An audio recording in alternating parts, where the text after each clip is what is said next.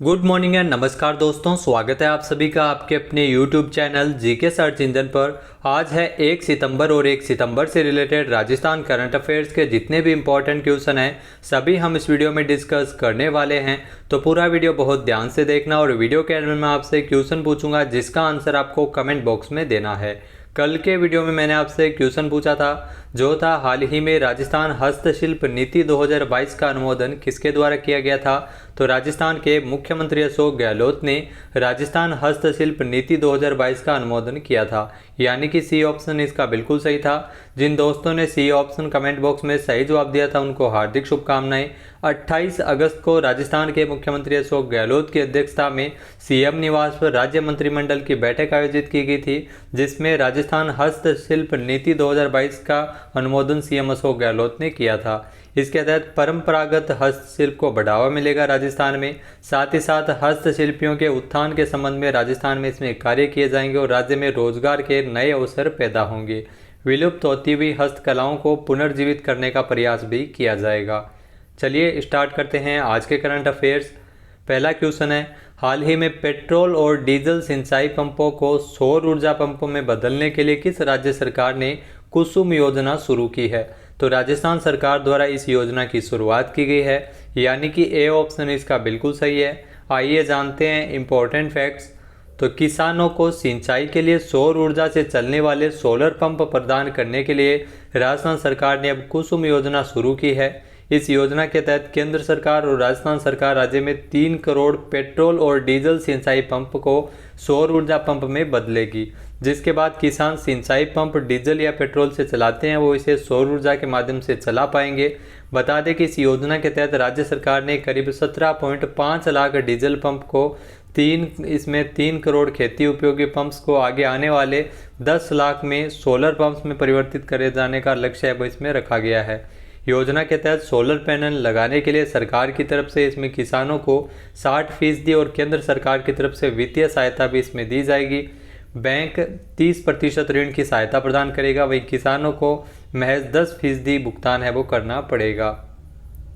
Next है, पहली बार देश में बना लड़ाकू हेलीकॉप्टर LCH यानी लाइट कॉम्बैक्ट हेलीकॉप्टर की पहली स्क्वाड्रन कहां तैनात की जाएगी।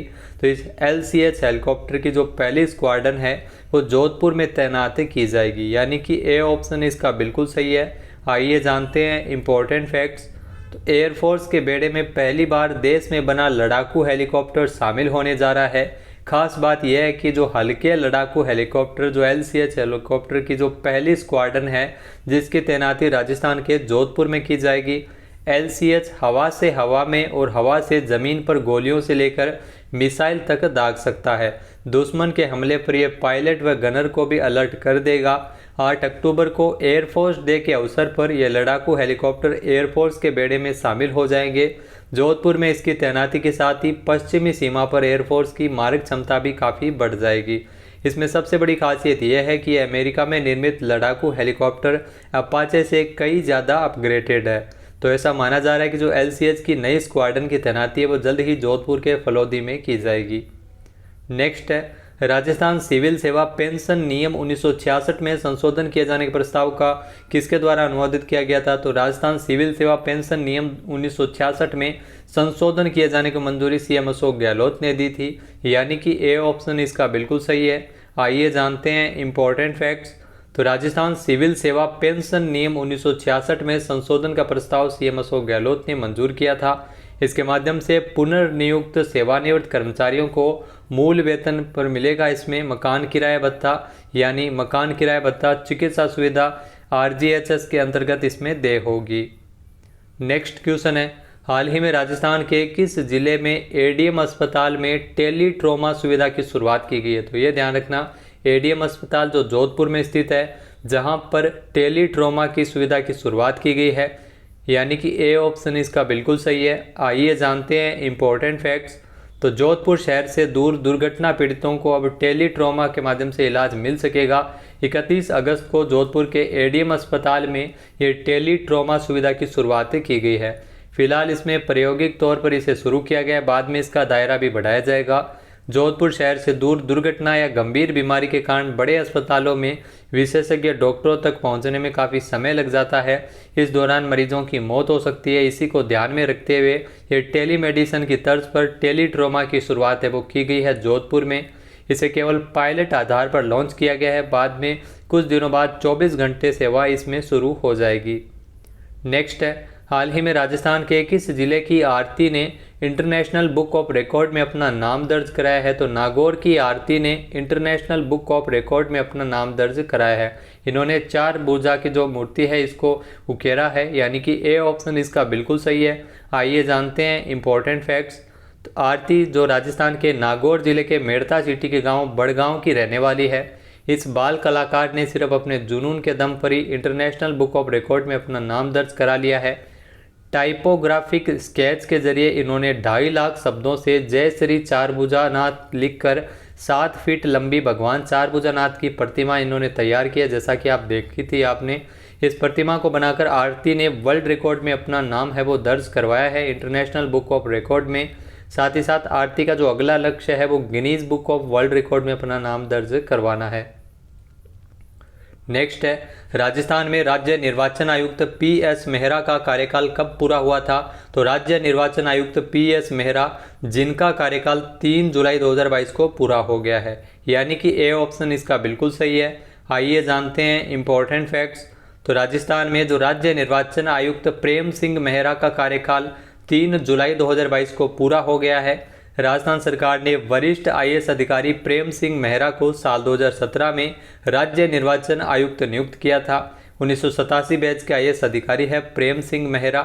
आपको बता दें कि राज्य निर्वाचन आयोग में जो आयुक्त के लिए ऐसे अधिकारी को लाया गया है जिसने प्रमुख सचिव के पद पर 5 साल का अनुभव किया गया है। 5 साल या 65 साल की आयु दोनों में जो भी पहले वो कार्यकाल रहता है। वर्तमान में राज्य निर्वाचन आयोग के आयुक्त बने हैं मधुकर गुप्ता प्रेम सिंह मेहरा के स्थान पर।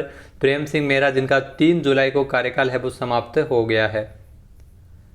और प्रवीण गुप्ता है वो राजस्थान में मुख्य चुनाव अधिकारी है। नेक्स्ट है, हाल ही में राजस्थान सरकार द्वारा हरिदेव जोशी नहर तंत्र के लिए कितने करोड़ रुपए स्वीकृत किए गए हैं?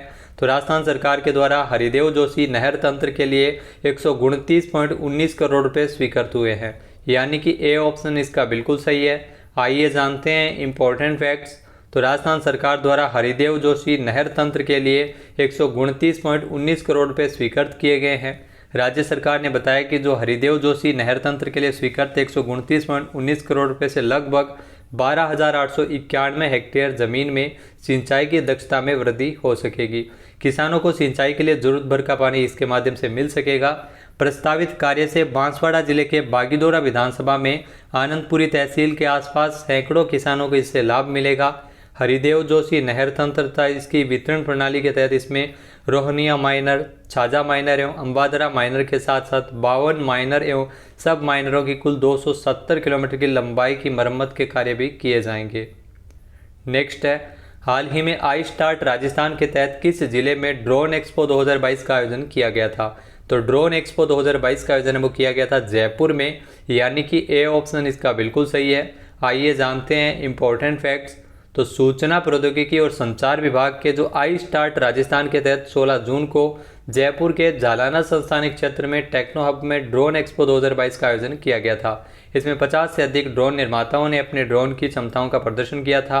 आई स्टार्ट राजस्थान जो प्रदेश में उद्यमिता और नवाचार को बढ़ावा देने के लिए सूचना प्रौद्योगिकी विभाग के तहत राज्य सरकार की प्रमुख योजना है, जहां वर्तमान में 1700 से अधिक स्टार्टअप इसमें पंजीकृत है और 200 स्टार्टअप वो इंक्यूबेट है। नेक्स्ट है, हाल ही में विश्व कैडेट जूडो चैंपियनशिप 2022 में स्वर्ण पदक जीतने वाली पहली भारतीय कौन बनी है? तो ये ध्यान रखना, विश्व कैडेट जूडो चैंपियनशिप 2022 में गोल्ड मेडल जीतने वाली पहली भारतीय बनी है लिनथोई चनम्बम, यानी कि बी ऑप्शन इसका बिल्कुल सही है। ये जो आपको तस्वीर में दिखाई दे रही है यही है लिनथोई चनम्बम और ये विश्व कैडेट जूडो चैंपियनशिप 2022 में स्वर्ण पदक जीतने वाली पहली भारतीय बनी है। आइए जानते हैं इंपॉर्टेंट फैक्ट्स। तो भारतीय जूडो खिलाड़ी लिनथोई ने इतिहास रचते हुए बोस्निया के साराजेवा में महिलाओं के 57 किलोग्राम भार वर्ग में विश्व कैडेट जूडो चैंपियनशिप 2022 में गोल्ड मेडल जीता है। 16 वर्षीय लिनथोई है वो किसी भी वर्ग में विश्व जूडो चैंपियनशिप में स्वर्ण पदक जीतने वाली पहली भारतीय बन गई है। नेक्स्ट है, हाल ही में परमाणु परीक्षण के खिलाफ अंतर्राष्ट्रीय दिवस कब मनाया जाता है? तो प्रतिवर्ष परमाणु परीक्षण के खिलाफ अंतर्राष्ट्रीय दिवस है वो 29 अगस्त को मनाते हैं, यानी कि ए ऑप्शन इसका बिल्कुल सही है। आइए जानते हैं इंपॉर्टेंट फैक्ट्स। तो परमाणु परीक्षण के खिलाफ अंतर्राष्ट्रीय दिवस है वो हर साल 29 अगस्त को संयुक्त राष्ट्र के द्वारा मनाया जाता है। इस दिन का मुख्य उद्देश्य परमाणु हथियारों के परीक्षण के विनाशकारी प्रभाव के बारे में जागरूकता बढ़ाना है। यह दिवस विश्व के देशों से परमाणु प्रसार को समाप्त करने तथा ऐसे परीक्षणों पर रोक लगाने का भी आग्रह करता है। अब बात कर लेते हैं आज के हमारे क्विज की। तो आज का हमारा क्विज है, हाल ही में डीआरडीओ ने राजस्थान में कहां पर पिनाका एक्सटेंडेड रेंज रॉकेट का सफल परीक्षण किया था? एक बार फिर से सुनिएगा, हाल ही में डीआरडीओ ने राजस्थान में कहां पर पिनाका एक्सटेंडेड रेंज रॉकेट का सफल परीक्षण किया था? इसका सही आंसर आपको कमेंट बॉक्स में देना है। और अगर ये वीडियो आपको पसंद आए तो इसे लाइक और शेयर जरूर कीजिएगा। साथ ही साथ हमारे चैनल को भी जरूर सब्सक्राइब करें। वीडियो की जो पीडीएफ फाइल है वो आप वीडियो के डिस्क्रिप्शन बॉक्स से डाउनलोड कर सकते हैं। क्वेश्चन का आंसर आप वोट करके भी कर सकते हैं। वीडियो देखने के लिए धन्यवाद। जय हिंद, जय भारत, जय राजस्थान।